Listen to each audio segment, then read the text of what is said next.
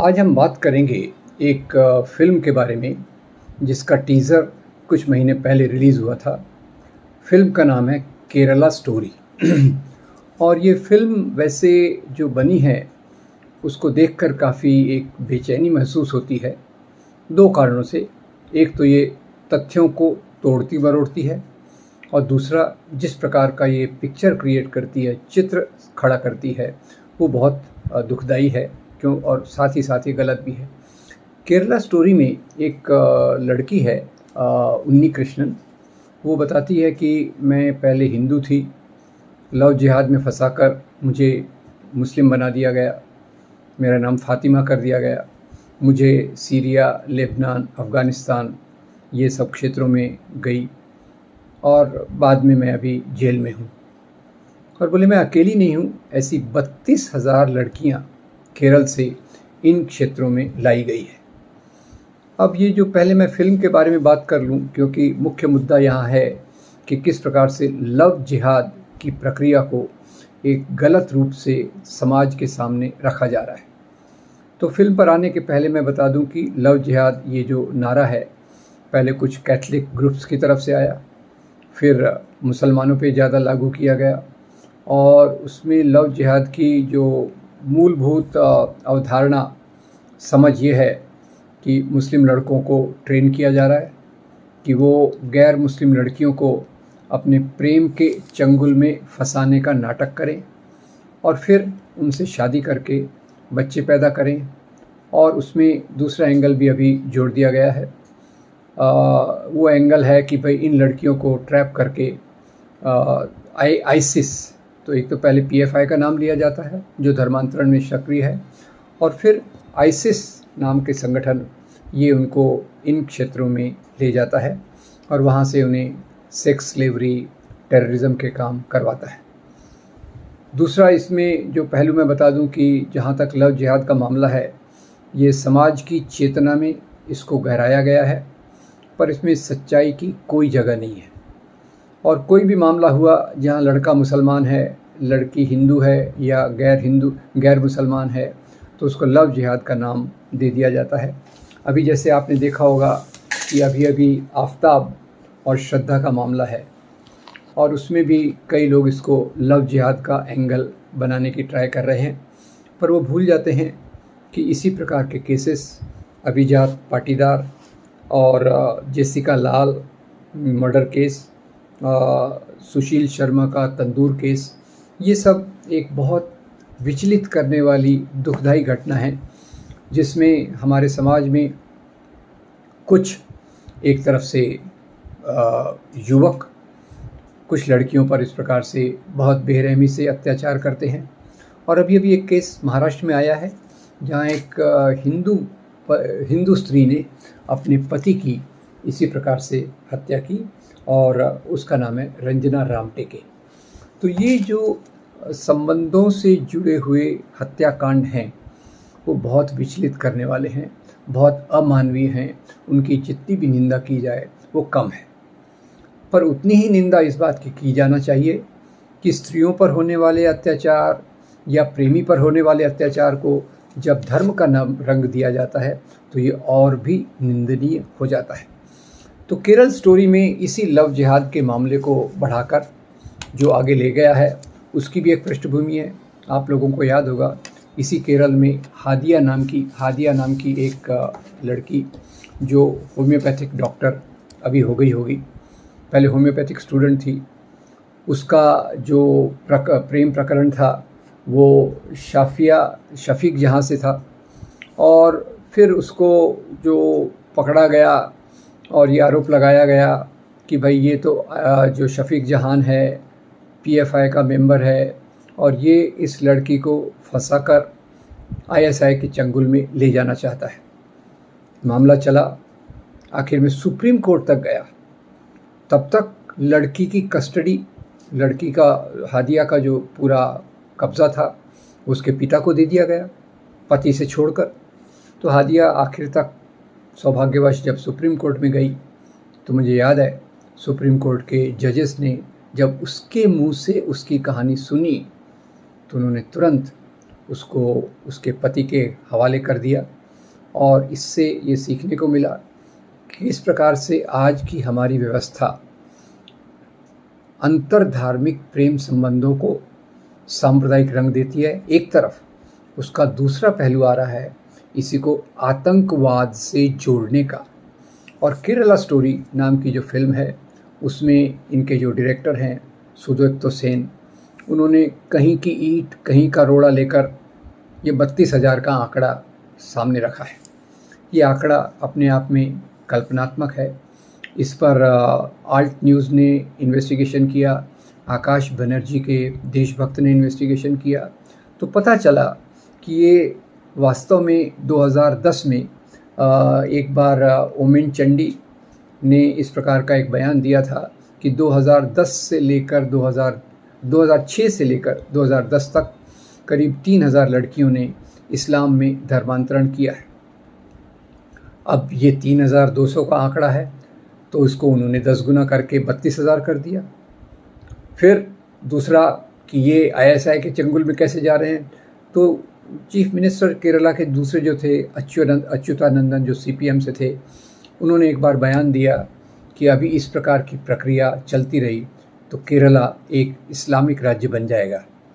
पर उन्होंने ऐसा कभी नहीं कहा था कि ये इनको आतंकवाद में ट्रेनिंग दी जा रही है या इनको दूसरी प्रकार की प्रताड़नाएं दी जा रही हैं। तो ये दो चीज़ों को मिलाकर, जिसमें थोड़ी सच्चाई है और ज़्यादा बनावट है, उसको लेकर एक तरफ 32,000 का आंकड़ा आ गया, दूसरी तरफ उसको ISI से जोड़ दिया गया, और तीसरी तरफ उसको आतंकवाद के रूप में सीरिया, यमन, अफ़गानिस्तान, इन देशों में गुलामी करने के लिए भेजा गया। अब आप सोचिए, 32,000 का आंकड़ा कोई छोटा आंकड़ा नहीं होता। इतना अगर लड़कियों पे इस प्रकार का जुल्म होता तो ये तो बात कभी भी पकड़ में आ गई। आपको याद है हादिया की बात हमने की, जो पहले अकेला थी, और बाद में ये भी मैंने एक बार उसका अध्ययन किया था कि केरला में कई योगा सेंटर खोले गए हैं, जहाँ कोई लड़की अगर अपने धर्म का परिवर्तन करती है तो उसको वापस लाने के लिए बहुत प्रकार के हथकंडे किए जाते हैं।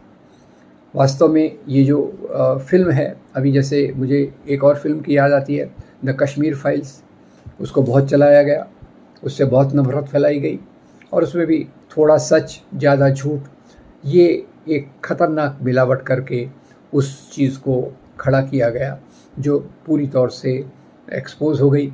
उसके बारे में हमारे कई दोस्तों ने बहुत अच्छे वीडियोज़ भी बनाए, किताबें भी लिखी, उसके आर्टिकल्स भी लिखे, और उसकी सच्चाई बताने की कोशिश की कि वास्तव में कश्मीर का प्रॉब्लम क्या है, और उस कश्मीर समस्या का कश्मीरी पंडितों को क्यों तकलीफ हुई, वो एक अलग बात है।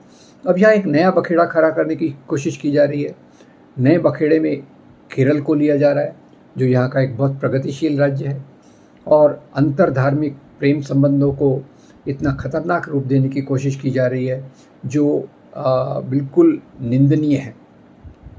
अब ये 32,000 के आंकड़े को मैं थोड़ा दूसरे ढंग पे देखना चाहूँगा, और उसमें एक आंकड़ा था यूनाइटेड स्टेट्स के डिपार्टमेंट ऑफ स्टेट का, जिसमें उन्होंने बताया था कि जो आतंकवादी उस क्षेत्र में हैं, वो आतंकवादी, भारतीय मूल के आतंकवादी केवल 66 हैं। अब 32,000 का आंकड़ा देखिए, और ये यूनाइटेड स्टेट्स का ऑफिशियल आंकड़ा देखिए, जो बताता है कि इस क्षेत्र में केवल 66 ऐसे जो हैं। ये भी खराब है, ये भी खराब है। कोई भी आतंकवादी नहीं बनना चाहिए, ये प्रक्रिया को पूरा रोकना चाहिए।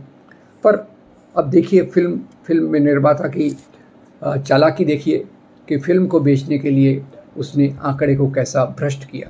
तो ये यूनाइटेड स्टेट्स का आंकड़ा है कि भारतीय मूल के जो आतंकवादी हैं वो केवल 66 हैं, और यहाँ भारत का ये एक ऑब्जर्वर रिसर्च फाउंडेशन है। उस ऑब्जर्वर रिसर्च फाउंडेशन ने बताया कि जो प्रो ISI एलिमेंट्स हैं 2014 से 2018 के बीच में उनकी संख्या करीब 200 थी। तो और वही आंकड़ा होम मिनिस्ट्री ने 155 का रखा था कि 155 सक्रिय इस प्रकार के लोग हो सकते हैं। तो पूरी बात का लुभ-बुलुभाव ये है कि ये जो आंकड़ों को बदल कर इस प्रकार की फ़िल्म को बनाया गया है, ये हमारे समाज में एक नफ़रत का ज़हर घोलने की बहुत ख़राब कोशिश है। हो सकता है फ़िल्म मेकर की अपने समस्याएं हों, बाकी फ़िल्में चल नहीं रही होंगी, तो इस सेंसेशनल बनाने के लिए ये किया गया। और दूसरी मज़ेदार बात यह है कि इसको एक सत्य घटना पर आधारित फ़िल्म बताने की कोशिश की जा रही है। और फ़िल्म की जो हीरोइन है, उसने भी अपने ट्विटर हैंडल पे कहा कि सच्ची घटना पर है। इसमें फ़िल्म रिलीज़ अगर हो गई है तो कम से कम इतना लिखा जाना चाहिए कि ये काल्पनिक घटनाओं पर आधारित है और उसकी पूरी सच्चाई समाज के दूर दूर के तबकों तक ले जाना ज़रूरी है। कल्पना से आपकी मर्ज़ी जो बनाइए, वैसे तो ऐसी फ़िल्में नहीं बनाना चाहिए जिस समाज में कला हो, जिसमें समाज में बंटवारा हो, जो आधे सच्चों पर आधारित हैं, जो थोड़े से तथ्यों पर आधारित हैं और ज़्यादा नफ़रत और कल्पना शक्ति पर आधारित है। तो ये फ़िल्म, पहली बात, जो इम्प्रेशन क्रिएट किया गया है, जो एक इसका समझ खड़ी की गई है कि ये सत्य घटनाओं पर आधारित है, वो पूरी तौर से गलत है। इसके आंकड़े न United Nations department of state से मेल खाते हैं, न होम मिनिस्ट्री के आंकड़े से मेल खाते हैं। और तीसरी बात, जो लव जिहाद की जो बात आज की जाती है, वो एक पितृसत्तात्मकता का भाग है। जो सांप्रदायिकता है, जो नफ़रत की राजनीति है, वो पितृसत्तात्मक मूल्यों को लेकर चलती है। कोई भी सांप्रदायिक राजनीति हो, हिंदू धर्म के नाम पे हो, पाकिस्तान में इस्लाम के नाम पे हो, या श्रीलंका में बुद्ध धर्म के नाम पे हो, ये राजनीतियाँ पितृसत्तात्मक विश्वासों को मानती हैं, जिसमें स्त्री को पुरुष की संपत्ति माना जाता है। और ऐसा माना जाता है कि भाई पुरुष ही उनके जीवन का नियंत्रण करे। और उसमें ये भी माना जाता, ऐसा लगता है कि भाई जैसे इन लड़कियों को कोई समझ नहीं है खुद के जीवन के बारे में, इन लड़कियों को कोई भी फुसला सकता है, कोई भी बहला सकता है और अपने धर्म में ले जा सकता है। तो हादिया का मैं फिर से उदाहरण देना चाहता हूँ कि वो लड़की क्योंकि मजबूती से खड़ी रही, उसने सुप्रीम कोर्ट तक जाकर इस बात की हिम्मत दिखाई कि एक स्वाभाविक प्रक्रिया है। एक बहुधर्मीय समाज में दो धर्मों के युवक युवतियों के बीच में मिलन, ये स्वाभाविक बात है। और इसी के साथ जिस प्रकार की भयंकर हिंसा कई बार देखने को मिलती है, उसका भी कोई धर्म से संबंध नहीं है। कई बार हिंदू युवकों के साथ हुआ है, कई बार मुस्लिम युवकों के साथ हुआ है, कई बार हिंदू युवतियों के साथ हुआ है, कई बार मुसलमान युवतियों के साथ हुआ है।